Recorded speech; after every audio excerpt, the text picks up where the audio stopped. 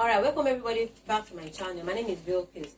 Today's topic we are going to be looking at what to express quantity as a percentage of orders. I know that was what we did in the previous lesson.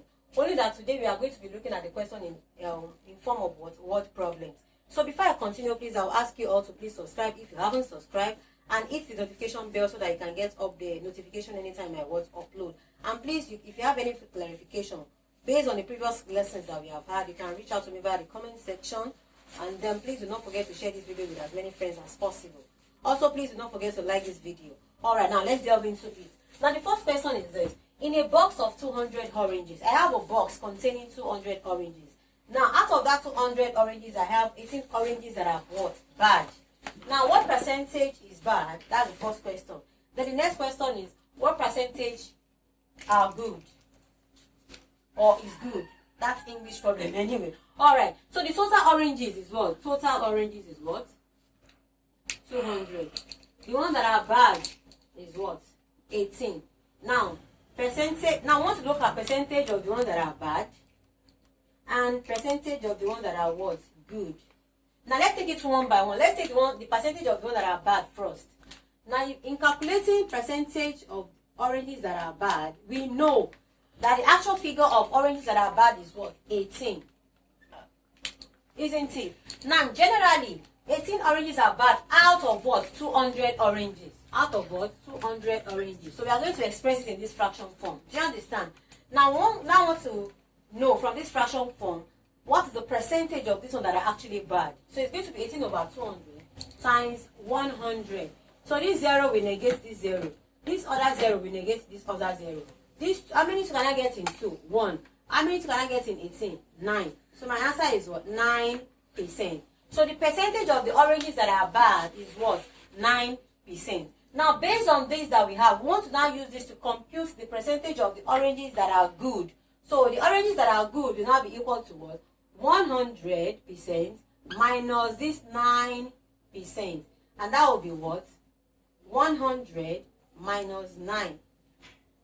I'll borrow this one here and put this one become 10. When I borrow one from this 10 again, this becomes 10 and this becomes what? 9.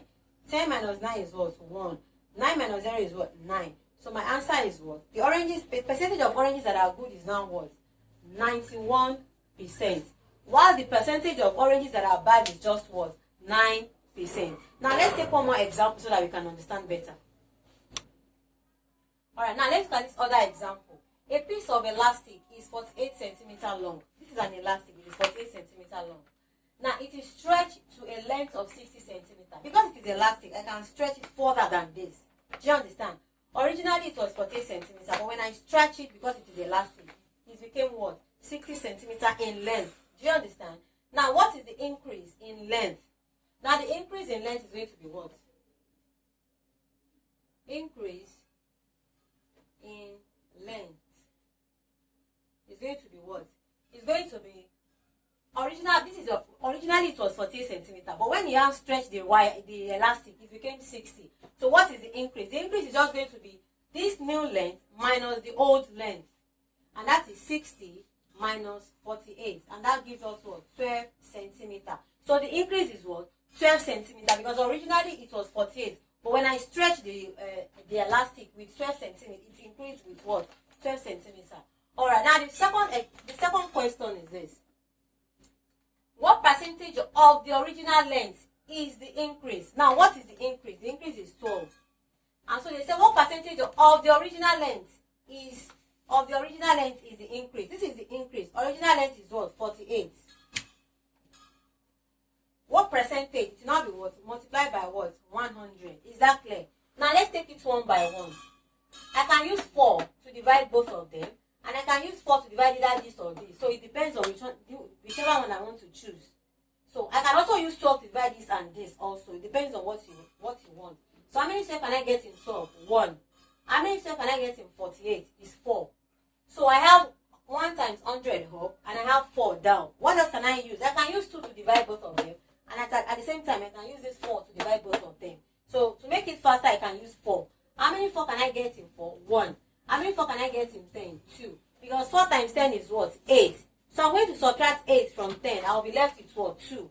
Now that 2, I'm going to place it beside this 0 to make what? 12.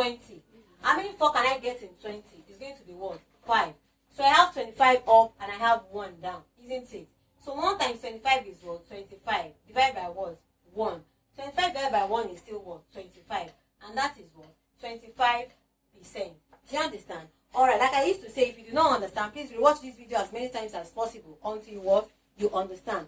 All right. Now, for those of you that have not subscribed to this channel, please, I will implore you one more time to please subscribe to this channel and hit the notification bell so that you can get updates as to anytime I upload. And please do not forget to let us push this content to as many people as possible so that we can both get motivated and at the same time beat the YouTube algorithm. And I'll see you in the next class. Bye bye.